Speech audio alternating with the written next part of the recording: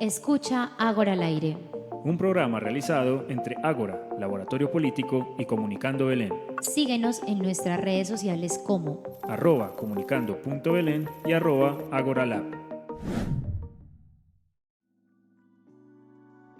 Bienvenidos a un nuevo capítulo de Ágora al aire, una producción de Ágora Laboratorio Político y Comunicando Belén.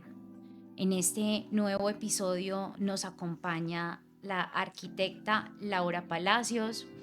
Vamos a conversar un poco sobre sus retos, conocerla, quién es ella, cuál ha sido, por qué una arquitecta en lo público, esas iniciativas, pero también ese trabajo que ha desempeñado. Laura, bienvenida. Muchas gracias, María Camila. Muy feliz de estar acá y compartir esa experiencia que hasta ahora he construido con ustedes.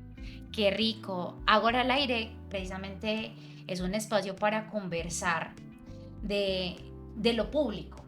Muchas veces creemos que lo público es netamente la política electoral, pero resulta que hay un montón de personas trabajando, generando cosas chéveres, cosas interesantes que transforman y que a veces no las conocemos.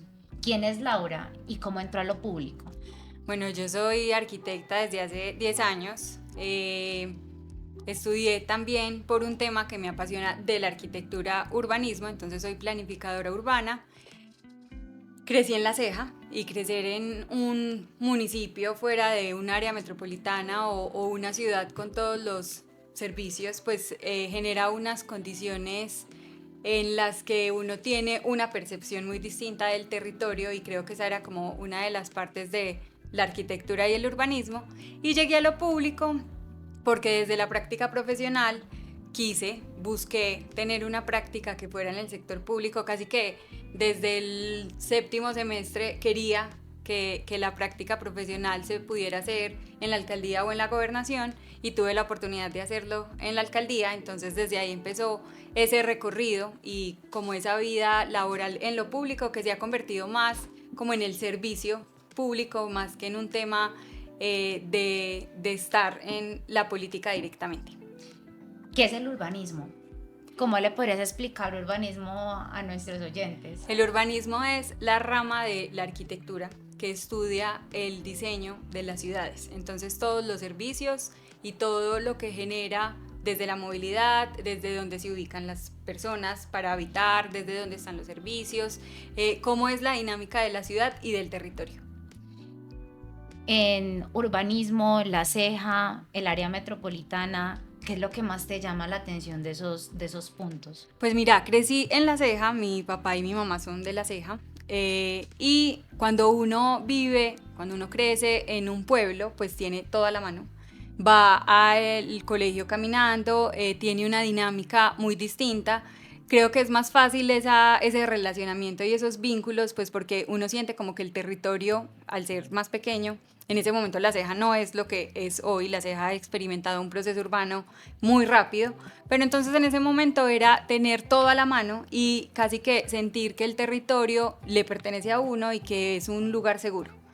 También es conocer unas dinámicas distintas, pues porque los municipios no todos albergan los servicios necesarios, pues como dentro de esa dinámica urbana. Entonces es tener o vivir dependiendo de otros municipios. Entonces es entender como esa región que hoy es el Valle de San Nicolás, y tener y depender después, cuando entramos mi hermana y yo a la universidad, venir a Medellín a vivir. Entonces es entender esa ciudad dispersa, esos servicios dispersos, esa gran ciudad compuesta por otros 9 municipios, en donde pues desde el urbanismo también entre la ciudad es más dispersa, tiene más brechas sociales. Entonces es como empezar a vivir esa dinámica y salirse de esa comodidad y de ese territorio que uno siente propio. Entonces también es empezar a experimentar, listo, qué tenía acá, cómo empiezo a vivir dentro de otro entorno urbano.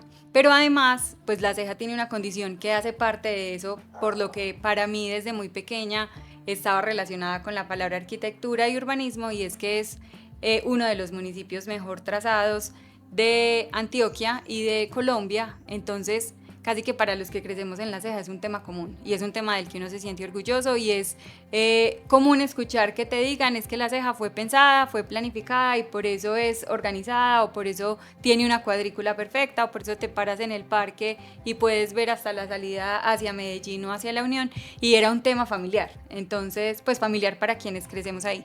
Entonces casi que eso desde muy pequeña empezó a ser parte de esa identidad que ya tenía.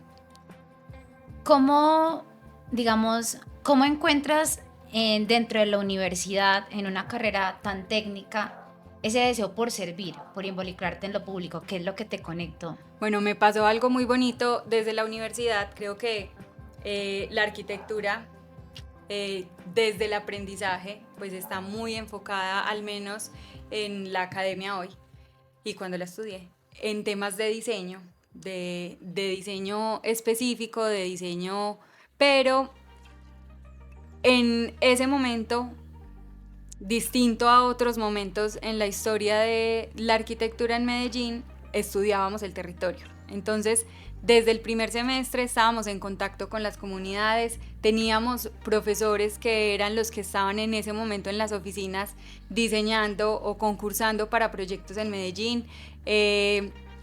Estudiábamos cómo era el proceso de transformación, cómo involucrar a las comunidades en eso, cómo la arquitectura no es un tema solo de arquitectos, sino en donde entran sociólogos, en donde entran comunicadores. Entonces teníamos como toda una dinámica en la que estábamos de verdad viviendo el territorio, y creo que eso fue como de lo principal o de lo que más me llamaba la atención de la arquitectura, más que el edificio específico.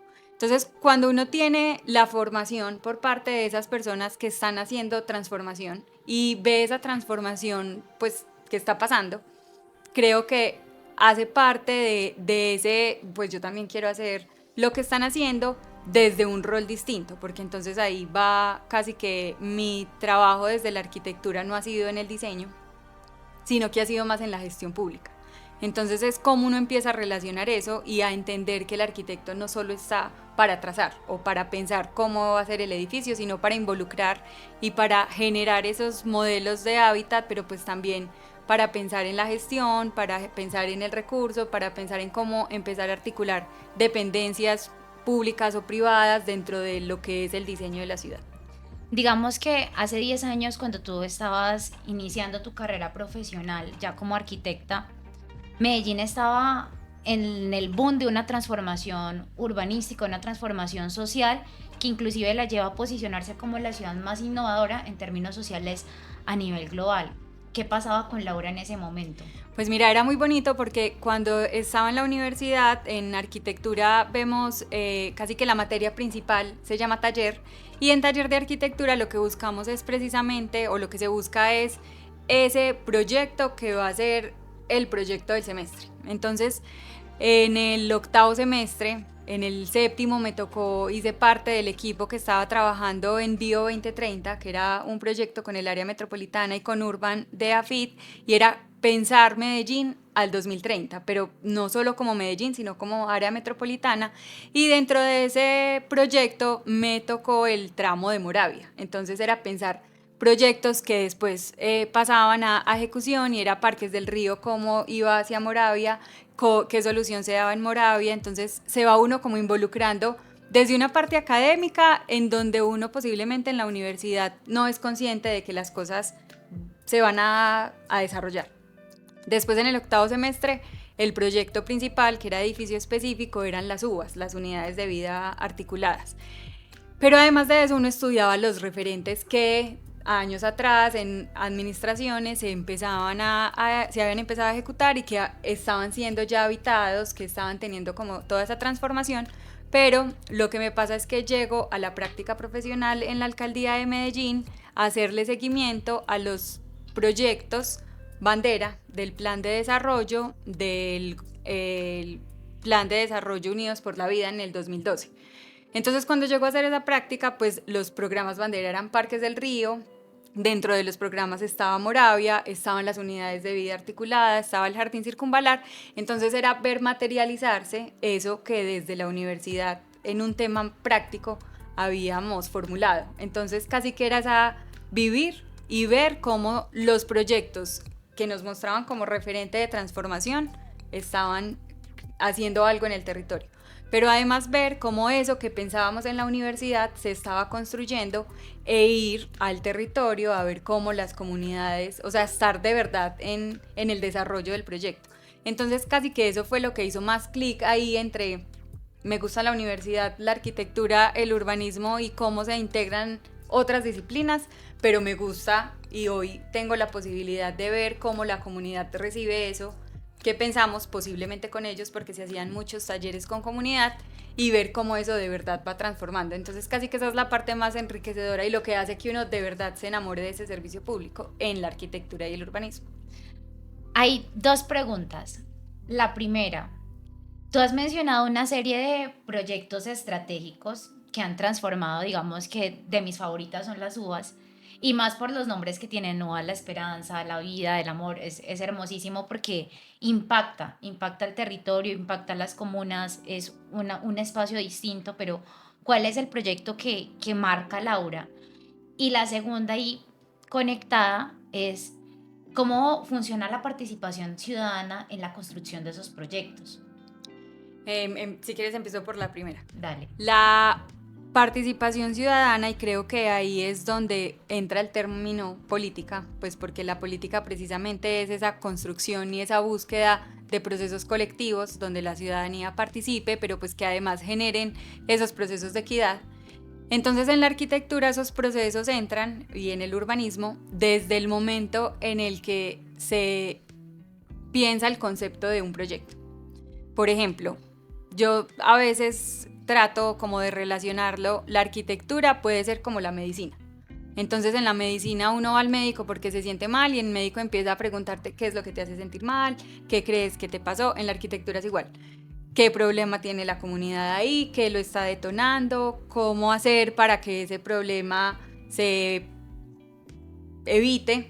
Y ese evitar es darle soluciones desde el habitar, darle soluciones desde la espacialidad, pero siempre buscando un tema de bienestar.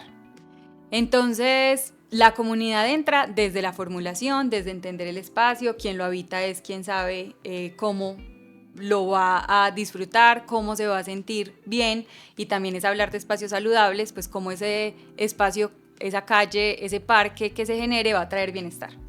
Y dentro del proceso de diseño, pues lo que se ha buscado en Medellín, que ha sido parte del éxito que tiene el urbanismo, es que la comunidad participe, porque cuando la comunidad participa, siente identidad. Entonces, cuando siente identidad, siente un reconocimiento, tiene un cuidado y se apropia de los espacios. Entonces, casi que la comunidad está en todo el proceso. Hay veedurías, que son quienes después hacen el seguimiento a la obra, y después es esa misma comunidad quien aprovecha, disfruta y cuida el espacio que se construye.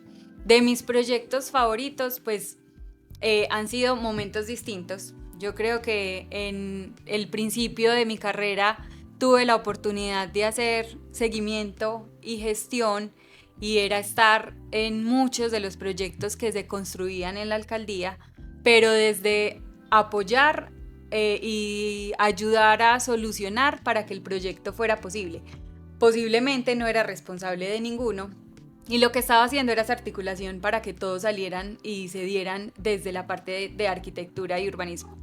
Pero Antioquia en Bici, pues sí fue mi responsabilidad, sí estuvo desde la formulación en esa, como en ese pensamiento, en esa articulación, en esa gestión, y en después llevarlo a una política pública. Entonces para mí ha sido el reto más grande que he tenido hasta hoy, pues porque ya no soy solo responsable de la articulación o de la gestión, sino de que las cosas pasen, de que más personas se sumen, de que se dé a conocer, y es casi que como si fuera responsabilidad mía desde con el equipo obviamente, pero de que el proyecto y de que el programa permanezca, ¿cierto? Entonces es muy distinto el rol desde la gestión allá cuando uno es responsable del proyecto, y posiblemente Antioquia en Bici ha sido en el que más he aprendido, más he crecido desde lo profesional, pero también desde lo personal, porque son un montón de retos que llegan y donde he hecho parte de un equipo que sobre todo desde la pasión que siente por algo,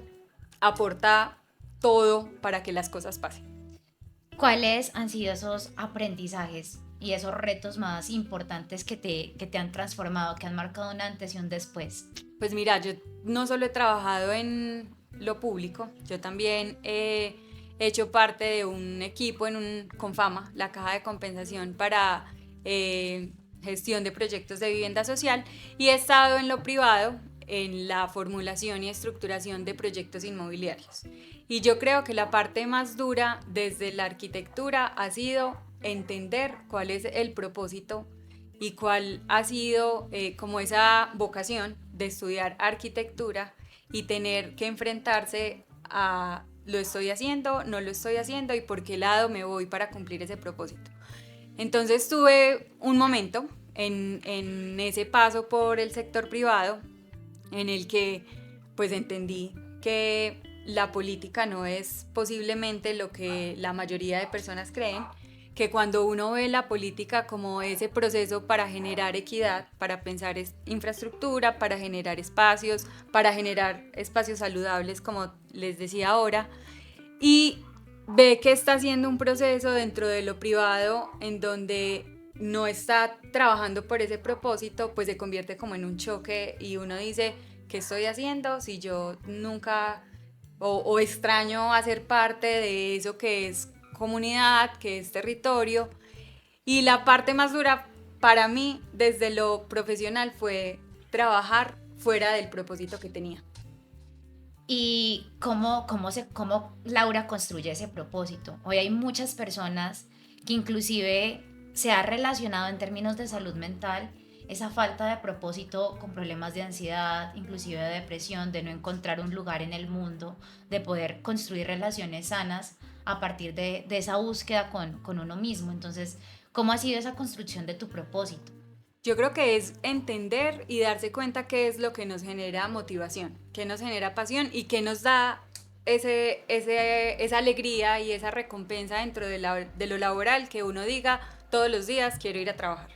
Entonces cuando uno tiene claro qué es lo que le genera esa felicidad y esa recompensa, para qué es que estudié lo que estudié, que posiblemente para la mayoría de personas no será para hacerse rico, sino que quiero aportar desde eso que sé y eso que he aprendido, empieza a construir ese discurso o listo, yo estudié arquitectura y después hice una maestría en urbanismo porque mi interés es generar territorios en donde exista la equidad.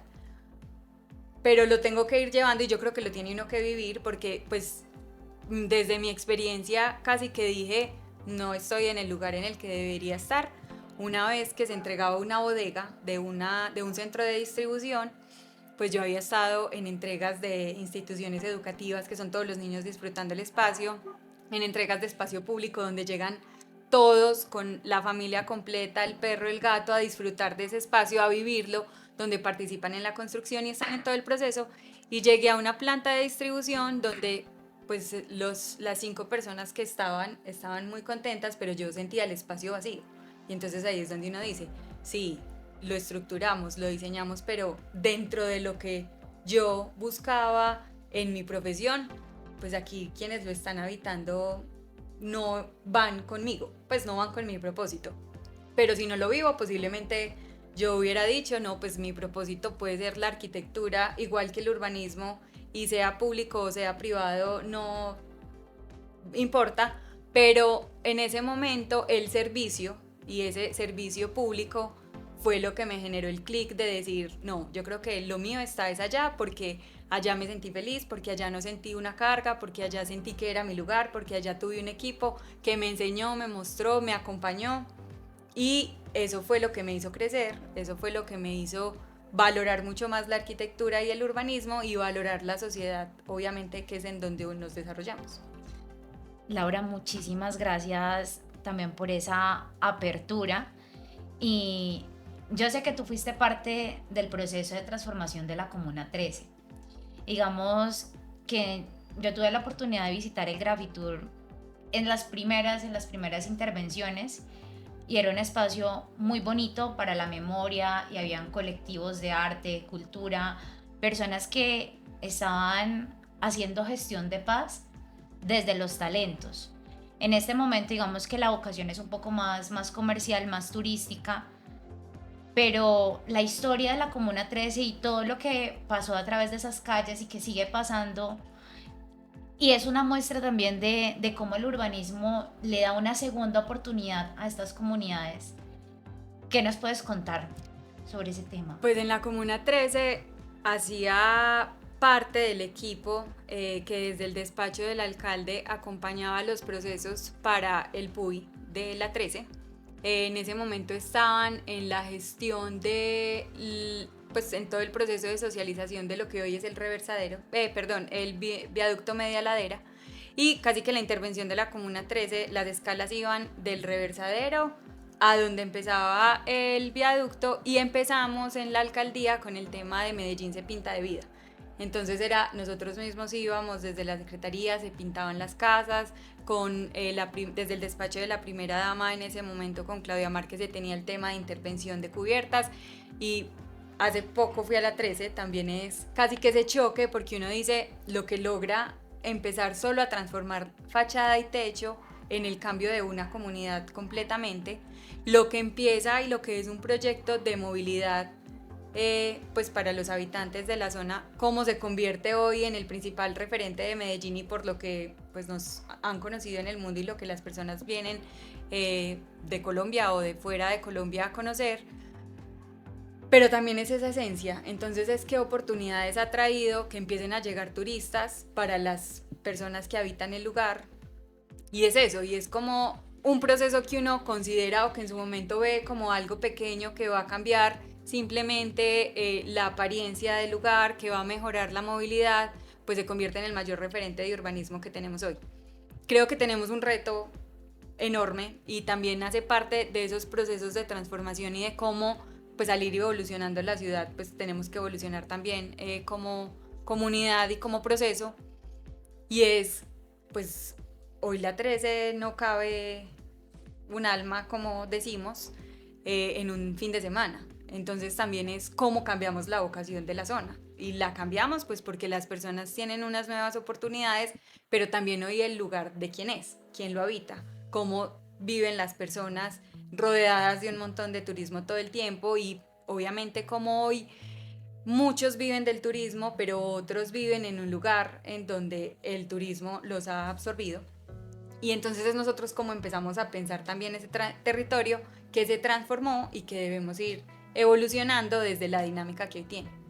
Digamos que yo creo que la política no debe ser guiada, digamos, por ideologías así tajantes y decir, y uno toma posturas y se radicaliza en eso, sino que precisamente el conocimiento nos abre el espectro de pensamiento para dar soluciones pertinentes a problemas reales que nos acontecen. Y la construcción, digamos, de esas soluciones se cimenta en unos valores. Y yo creo que la política sí recoge unos valores, o por lo menos uno le da prioridad a unas cosas antes que a otras. Darle prioridad, por ejemplo, al desarrollo económico así cerrado, sin mirar de pronto el desarrollo social, el equilibrio ambiental, podría traer consecuencias. Pero entonces, digamos, ¿cuáles son los valores que soportan a Laura en ese proceso de pensar soluciones para lo público? Además, digamos, en una problemática que está enfrentando Medellín con todo el tema de la gentrificación, de la subida de precios por el turismo, digamos que fue un asunto que se presentó después de una pandemia, digamos, la pandemia detona después de eso y nadie tenía herramientas, o seguramente no lo preveímos para que se nos viniera encima. Entonces, ¿cuáles son esos valores? Volvemos, ¿cuáles son esos valores que sustentan a Laura dentro del pensar soluciones para lo público? ¿Y cómo abordamos esta problemática o cómo miramos eso que está pasando? Pues yo creo que uno debería pensar siempre, considero, en el inicio, el principio, y qué es lo que hoy se tiene como dinámica, quiénes son las personas que lo habitan, pues porque precisamente cuando se construye comunidad, la comunidad tiene ya esos valores, tiene un tejido.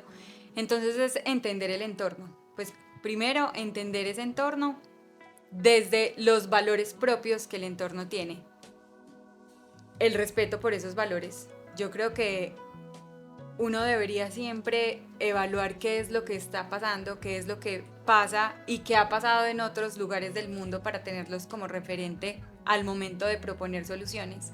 Y como te decía inicialmente, pues hay un valor y es el trabajo en equipo, y uno solo desde el urbanismo, la arquitectura no logra nada si no trabaja en conjunto con otras disciplinas que soportan otros temas que se nos salen de las manos desde el urbanismo, o que pueden traer soluciones en donde, como lo decías ahora, pues no es solo lo que pasa desde lo económico, no es solo lo que pasa desde lo arquitectónico y lo urbanístico, sino también lo que pasa desde la comunidad, y sin un sociólogo eso no se logra. Entonces yo creo que el trabajo en equipo debe ser siempre la base de todo lo que se proponga y de un equipo interdisciplinario. El trabajo en equipo es fundamental y creo que en este momento el país y la ciudad nos exige trabajar en equipo, reconstruir ese proceso de tejidos, de lazos. Digamos que ya dentro del campo de lo social, de lo público, del servicio, ¿cuáles han sido como esas mayores barreras que tú digas a veces generan impotencia o frustración? A mí me frustra un montón como el trabajo sesgado, o sea, cuando no miramos qué hay más allá de un proceso o nos quedamos en con quién se hizo el proceso, quién lideró el proceso y no qué hizo el proceso. Entonces creo que pasa mucho, es un campo, es una esfera en donde encontramos muchos egos, y personalmente ha sido más como un trabajo de humanizar quién es el que está con uno. Todos los que trabajan en lo público son personas, pues no existe ningún superhéroe que esté dentro del trabajo público liberando nada, entonces es humanizar ese trabajo que se hace. ¿Y cómo ha sido, digamos, ese proceso de humanizar la arquitectura? Supongamos de humanizar el urbanismo, de humanizar a esa Laura gerente, de humanizar a esa Laura que representa, digamos, la institución en el territorio. Pues yo creo que es tener claro que es un mundo circular, en donde hoy podemos estar pensando el territorio, liderando un proceso, llevando a cabo algo que se basa en una teoría, en un aprendizaje y en una cultura que tenemos, pero que mañana vamos a ser parte de otro equipo, de otros lineamientos que se den, y creo que es trabajarlo con el mismo profesionalismo que se tiene, respetando las decisiones de los otros, respetando esos valores de los otros, sin salirse del propósito, como te decía, que uno tiene como referente y como prioridad dentro de ese trabajo que se hace, y sin salirse de esos principios que como ser humano uno no va a negociar, pero es tener la capacidad de estar en la posición en la que uno esté, dar el máximo por el propósito que se tiene.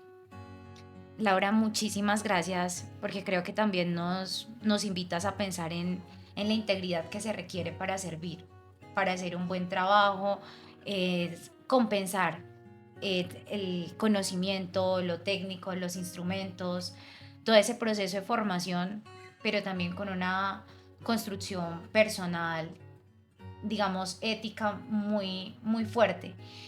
En- Leía por ahí que a veces nuestros dolores nos unen más que muchas de las ideas, porque todos somos diversos en las ideas y creo que la clave de ese trabajo en equipo interdisciplinar es poder abrazar ese universo de ideas, todas distintas, todas desde lugares diferentes, pero nos duele lo mismo. O sea, los problemas son lo mismo, digamos que el hambre es igual, las necesidades, la pérdida, son iguales para todos. Entonces, digamos, ¿cómo has logrado tejer también, digamos, esos dolores de la comunidad, de pronto con a veces los dolores de las instituciones, de las personas que están ahí en las instituciones? Yo creo que es pensar siempre desde la equidad. O sea, si estamos pensando un espacio para una comunidad X al lado Y de la ciudad, ese espacio debería tener las mismas características que tiene otro espacio en el lado Z. Y eso es lo que va a hacer, no solo que como espacio, sino que como proceso y como elementos que acompañan pues los equipamientos, la calle o la ciudad, pues porque un edificio vacío no es nada, generen ese entorno de equidad. Entonces yo creo que es pensar siempre en cómo viviría yo el espacio, cómo habitaría yo ese espacio, cómo me gustaría a mí que sea el espacio, porque el otro, como lo decías, pues sentimos el dolor igual, el hambre se siente igual, el otro va a disfrutar ese espacio tanto como yo lo disfrutaría. Y eso es humanizar precisamente la calle, humanizar el parque, humanizar la institución educativa, pues todos vamos a querer estudiar en una institución educativa que sea bonita, que sea agradable, y todos vamos a querer ir a un parque que esté iluminado, que tenga banquitas, que tenga un gimnasio al aire libre, y todos lo vamos a disfrutar el gimnasio al aire libre de la misma manera. Entonces es pensar desde las posibilidades de cada uno cómo tener lo mejor para que se genere esa equidad. Muchas gracias. Creo que ese ha sido también un valor fundamental en tu carrera, porque has mencionado, digamos, durante todo el programa ese asunto de la equidad, del pensar en el otro, de pensar en las comunidades, de leer el territorio desde su lugar. Si en este momento pudieras dejarle un mensaje a Laura de 10 años y a todos los niños que pudieran estar escuchando, o a los padres que quisieran conversar con sus hijos sobre un proyecto de vida, sobre lo que se viene, ¿qué les dirías? Yo creo que relacionado con algo que adopté como mi hobby, que es el triatlón, cuando uno se prepara, cuando uno prepara quiere decir entrena, cuando uno estudia, cuando uno se toma las cosas en serio, pasan. Entonces puede que yo hace 10 años me estaba graduando de la universidad y la práctica fue casi que eso que estructuró lo que se convirtió en mi vida profesional. Lo que me puso a soñar, listo, terminé la carrera ahora que viene, ¿qué quiero hacer? No termina la carrera y termina la vida ni termina el proceso de formación, pero yo creo que es soñarlo y hacer que eso pase. Bueno, se abrió una nueva pregunta para finalizar y es, háblanos un poco de esa Laura triatleta en general. Empecé también, todo se combina. Empecé a correr cuando trabajaba en la alcaldía, pues porque habían eventos y porque los compañeros con los que trabajaba en la oficina privada corrían, y entonces todo empieza a ser una bola de vamos a ir a correr, vamos a salir a entrenar. Empecé a correr, hice muchas medias maratones, no sé cuántas he hecho, pero son más de 15. Y después, con mi grupo de amigos más cercanos, también una construcción de amigos desde el trabajo, empezaron a entrenar triatlón. Pues yo crecí en La Ceja era un delito no saber montar en bicicleta, ni tener bicicleta. Y pues ese deporte integra 3 disciplinas: natación, ciclismo y atletismo. Tenía la base que era montar en bicicleta, he hecho carreras de atletismo, pero era pelear con un miedo, y es que a mí el agua me da de todo, y llegar a una piscina y llegar al mar y llegar a nadar en aguas abiertas era una pesadilla. Entonces también era un proceso de pelear contra mis miedos. Empecé a entrenar en el 2018, he hecho carreras de media distancia en Ironman 70.3 y creo que ha sido una parte pues que ha consolidado mucho de un proceso que uno trae desde pequeño. A mí mis papás siempre, a mi hermana y a mí, nos tuvieron en un montón de deportes o actividades sábados y domingos, entonces casi que era como esa disciplina que uno tiene por allá que le pusieron cuando era pequeño, se convierte en algo que uno hace porque le gusta y se convierte en una manera de ocupar el tiempo libre, pero pues que también genera una pasión, y que créeme que sin el triatlón no hubiera llegado posiblemente a Antioquia en bici, y sin esa experiencia no hubiera llegado a saber qué es un evento de recreación o qué es un equipo profesional o cómo se estructura o qué diferencias hay entre cada bicicleta. Entonces se convirtió para mí como en esa base de un proceso metódico de un proceso riguroso porque hay que entrenar mucho y de un proceso en el que tiene un montón de cualidades como una meta y trabajar por esa meta que aplico a la vida. Entonces casi que se convirtió en una pasión, pero me ha servido también para mi desarrollo profesional y personal. Digamos que siempre se pregunta si fueras presidente por un día, que ese es un podcast político, pero no, eso es muy difícil. Si fueras presidente por 5 minutos, ¿qué mensaje le darías a Colombia En este momento, en este momento? yo creo que trabajar desde la unidad, no generar diferencias, pues porque diferencias tenemos todos los días. Entonces aprender a valorar esa diferencia, a encontrar en la diferencia del otro un punto que nos sume como personas y trabajar desde la unidad. Muchísimas gracias. Somos Ágora, Laboratorio Político y el medio comunitario digital Comunicando Belén. Recuerda seguirnos en nuestras redes sociales como @comunicando.belén y @agoralab. Conéctate a nuestras transmisiones en vivo Todos los martes a las 7 de la noche en el Facebook Live de Comunicando Belén. y recuerda seguirnos en nuestro canal de Spotify como Ágora al Aire.